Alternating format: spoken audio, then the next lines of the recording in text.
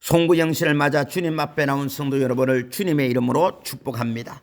많은 사람들이 신년 해맞이를 떠나기도 하고 각자 나름대로 아쉬운 한 해를 마무리하고 대망의 새해를 맞이하는 시점입니다.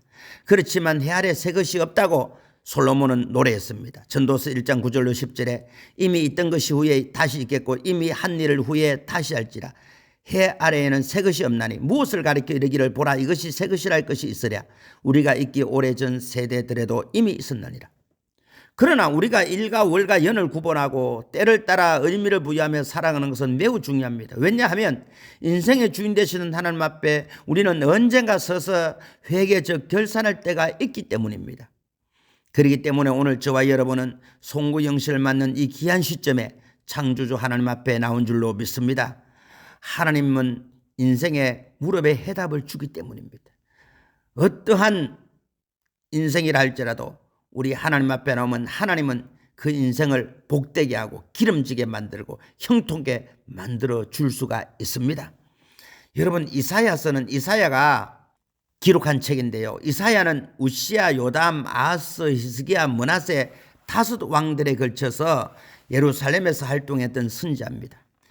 그런데 그 시대에 국한된 예언이 아니라 약 100여 년 후에 일어날 70년 바벨론 포로와 이후 회복에 대한 예언을 다루고 있습니다. 그리고 더 나아가 600여 년 후에 일어날 메시아 탄생과 십자가 고난까지 예언하고 있으니 참으로 놀라운 예언이 아닐 수가 없습니다. 오늘 본문은 바로 바벨론 포로가 되어 절망의 나라를 보내는 이스라엘 백성들에게 놀라운 회복의 메시지를 던져주고 있습니다. 지금이야 예언이 이루어졌으니 별것 아니지만 당시로서는 도저히 믿을 수 없는 예언이요 그야말로 꿈같은 말씀이었던 것입니다. 한번 보십시다. 첫 번째로 너희는 이전 일을 기억하지 말며 옛날 일을 생각하지 말라고 18절에 말씀하고 있습니다. 이전 일과 옛날 일을 기억지 말고 생각하지 말아라. 이전 일과 옛날 일이 무엇일까요? 16절로 17절에 이렇게 기록합니다. 나 여호와가 이같이 말하노라. 바다 가운데의 길을 큰 물 가운데에 지름길을 내고 병거와 말과 군대의 용사를 이끌어내어 그들이 일시에 엎드려져 일어나지 못하고 소멸하기를 꺼져가는 등불 같게 하였느니라. 무엇을 이야기하고 있죠? 이스라엘 백성들이 애굽에서 나올 때에 바로의 마음이 변하여 모든 병거를 동원하여 뒤쫓았습니다. 설상가상으로 이스라엘 백성들 앞에는 창일하게 흐르는 홍해가 가로막고 있었으니 영락없는 죽음입니다. 그때 하나님의 말씀대로 모세가 지팡이로 홍해를 가리키니 바다 가운데 길이 만들어지고 말았던 것입니다. 그리고 이스라엘 백성들이 다 지나간 후 다시 바닷물이 합쳐지니 뒤에 따라오던 애굽의 병거들이 모두 수장되고 말았던 것입니다. 이것을 지금 기록하고 있는 겁니다. 이 사건은 이스라엘 백성들에게 잊을 수 없는 살아계신 하나님의 생생한 체험 현장이었습니다. 그런데 이후 광야 40여 년의 여정을 돌아보면 이 놀라우신 하나님의 역사를 하나의 히스토리, 과거의 일로 치부하고 어려움이 있을 때마다 원망, 불평을 일삼았던 것을 볼 수 있습니다. 오늘 너희는 이전 일만 기억지 말고 옛날 일만 기억지 말라는 겁니다. 과거 출애굽 당시 홍해를 가르신 그 하나님 속에 갇혀있지 말라는 것입니다. 홍해를 가르신 하나님은 오늘도 살아서 역사하신다는 것입니다. 너희가 바벨론에 70년 포로 생활하고 희망 없이 꿈도 없이 좌절하고 낙심하고 탄식하고 울고 있지만 홍해를 가르신 하나님은 너희를 구해낼 수 있다는 겁니다. 마태복음 22장 32절에 나는 아브라함의 하나님이요 이삭의 하나님이요 야곱의 하나님이라 하신 것을 읽어보지 못하였느냐. 하나님은 죽은 자의 하나님이 아니요 살아있는 자의 하나님이라고 말하고 있습니다. 히브리서 13장 8절에 예수 그리스도는 어제나 오늘이라 영원토록 동일하시니라 말씀하셨습니다. 사랑하는 성도 여러분, 오늘 우리는 어떠합니까? 과거에 역사하신 하나님으로 기억되고 있지는 않습니까?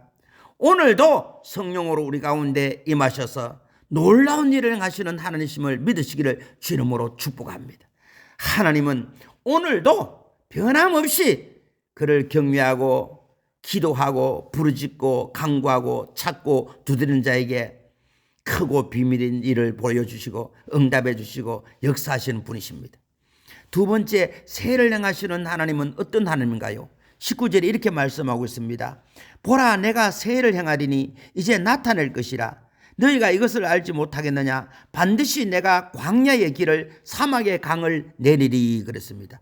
광야의 길을 내시는 하나님, 그 세일을 행하시는 하나님은 어떤 세일이라고요?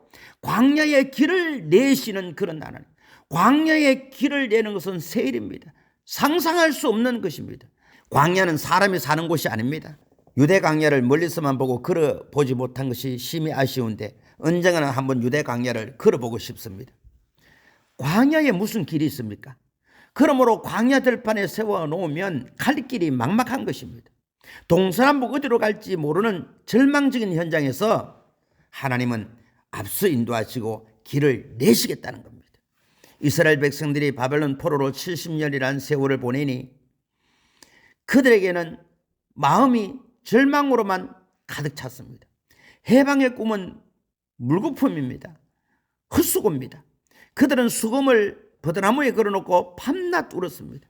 그 발강가에서 탄식하며 기도하고 또 울고 연약하고 연약한 인생들로 전락되고 말았습니다. 천하를 호령하는 바벨론이 망할 리가 만무하고 바벨론 제국이 존재하는 동안은 해방은 꿈도 꿀 수가 없는 그런 현실입니다. 그러나 사람으로서는 할 수 없으되 하나님으로서는 다 할 수 있는 것입니다. 14절로 15절 한번 말씀을 보십시다. 너희의 구속자요 이스라엘의 거룩한 이 여호와가 말하노라. 너희를 위하여 내가 바벨론에 사람을 보내어 모든 갈대아 사람에게 자기들이 연락하던 배를 타고 도망하여 내려가게 하리라. 나는 여호와 너희의 거룩한 이요 이스라엘의 창조자요 너희의 왕이니라. 여러분, 우리 앞에는 어떠한 작물이 있다 할지라도 광야의 길을 내시는 하나님이 있는 한 걱정할 필요 없습니다. 바벨론에 사람을 보내야 했는데 이 사람이 바로 우리가 잘 알다시피 고레스입니다. 하나님은 이 고레스를 통해서 그들이 연락하는 배를 타고 도망가기 바쁠 것이라고 그렇게 말씀하고 있습니다. 이언의 말씀대로 정말로 메대와 바사 연합군에 의하여 바벨론이 멸망당하고 바벨론 귀족들은 서로 도망하기를 발버둥 치듯 하면서 배에 올랐다고 역사가는 이야기하고 있습니다. 그러니 하나님의 말씀은 이 하늘이 무너지고 이 땅이 꺼져도 1점에도 변함이 없습니다. 그뿐이 아니라 사막에 강을 내신다고 말씀하고 있습니다. 물이 없는 곳이 사막입니다.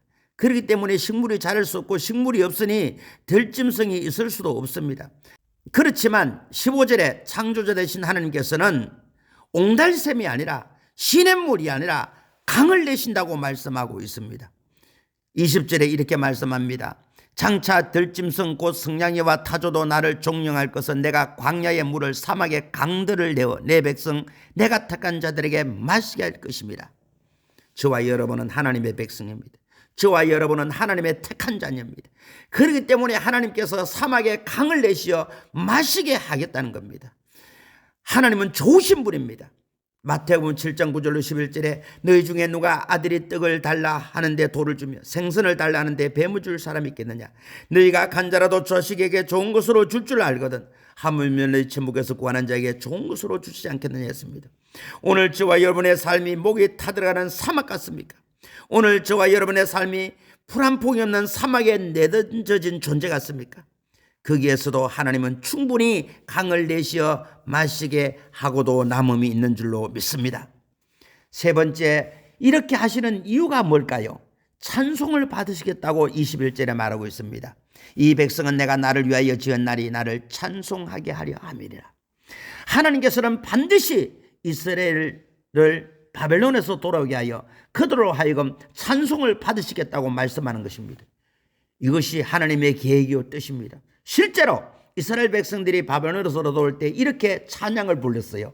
시편 126편에 보니까 여호와께서 시온의 포로를 돌려보내실 때에 우리는 꿈꾸는 것 같았도다. 그때에 우리 입에는 웃음이 가득하고 우리 혀에는 찬양이 찼었도다. 그때에 문나라 가운데서 말하기를 여호와께서 그들을 위하여 큰 일을 행하셨다 하였도다. 여호와께서 우리를 위하여 큰 일을 행하셨으니 우리는 기쁘도다. 여호와여 우리의 포로를 남방 시내들 같이 돌려보내소서. 눈물을 흘리며 씨를 뿌리는 자는 기쁨으로 거두리로다. 울며 씨를 뿌리러 나가는 자는 반드시 기쁨으로 그 고식의 단을 가지고 돌아오리라. 바로 큰 일을 행하셨으니 바로 새 일을 행하기를 가리킵니다. 사랑하는 성도 여러분, 홍해를 가르신 하나님은 지금도 살아서 역사하십니다. 하나님은 과거의 하나님이 아니라 오늘 이 시간 역사하시는 하나님이십니다. 또한 날마다 새 일을 행하시는 하나님이십니다. 광야에 버려진 인생이랄지라도 길을 만들어 주시고 브엘세바의 하갈처럼 사막에 목이 타들어가 죽어가는 인생이랄지라도 강을 내셔서 마시게 하는 하나님이십니다. 그러므로 2024년도에 이 놀라우신 하나님의 도움을 받아 승리하고 그 모든 영광을 하나님께 돌리고 우리 하나님을 찬송하는 저와 여러분 되시기를 주님의 이름으로 축복합니다. 아멘.